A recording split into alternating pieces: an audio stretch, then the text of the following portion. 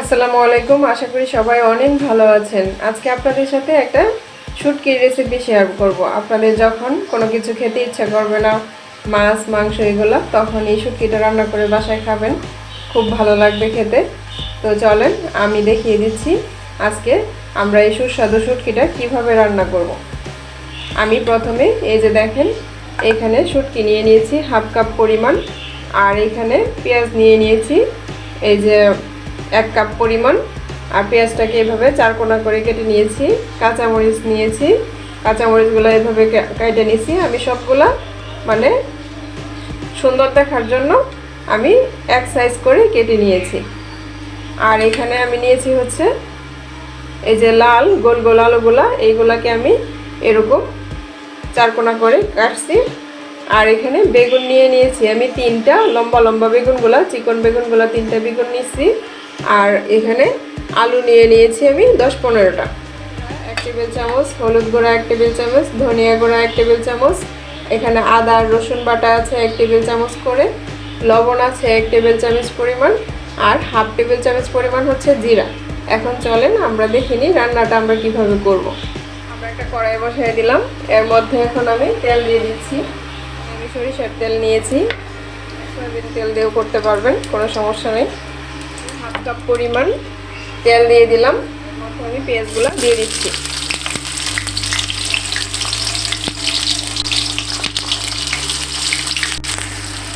পেঁয়াজগুলো আমি একটু হালকা ভেজে নিব।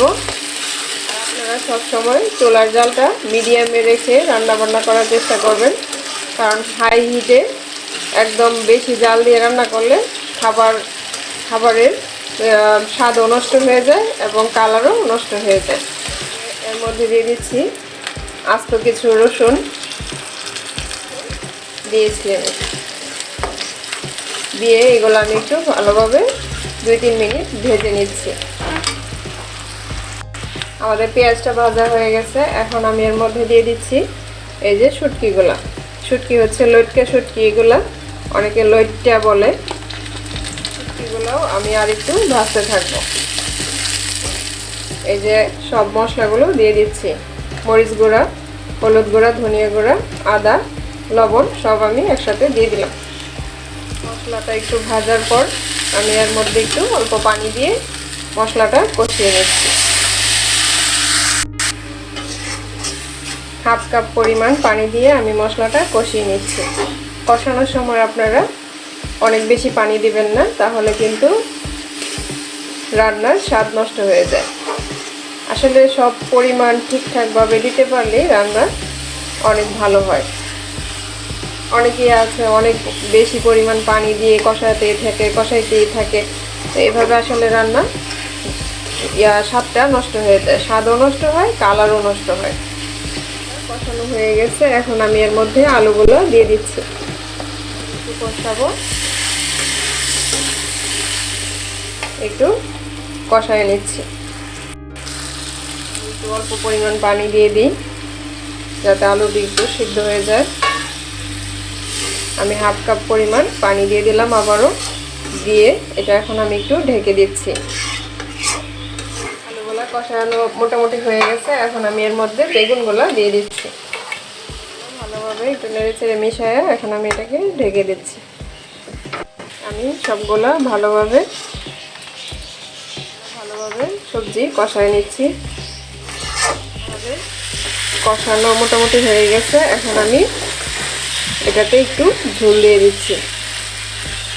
1 কাপ পরিমাণ পানি দিলাম, দিয়ে আমি এটাকে আবার ঢেকে দিচ্ছি। এর মধ্যে আমরা কাঁচামরিচগুলো কেটে রাখা এগুলো দিয়ে দিলাম। আপনারা এই পর্যায়ে একটু লবণটা চেক করে দেখবেন আপনারা যখন বাসায় তৈরি করবেন, লবণটা ঠিকঠাক আছে কিনা। একদম পারফেক্ট আছে, একদম ঠিক আছে লবণ, সব মশলা, আর কিছু লাগবে না। এখন আমি এটাকে একটু 3-4 মিনিট জাল দিয়ে তারপর নামায় নিব।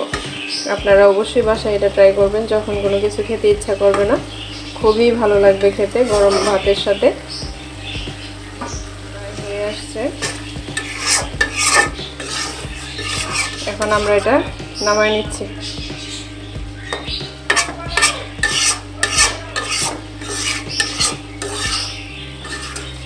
আমাদের শুটকি রান্না হয়ে গেছে, এখন আমরা এটাকে নামিয়ে নিচ্ছি।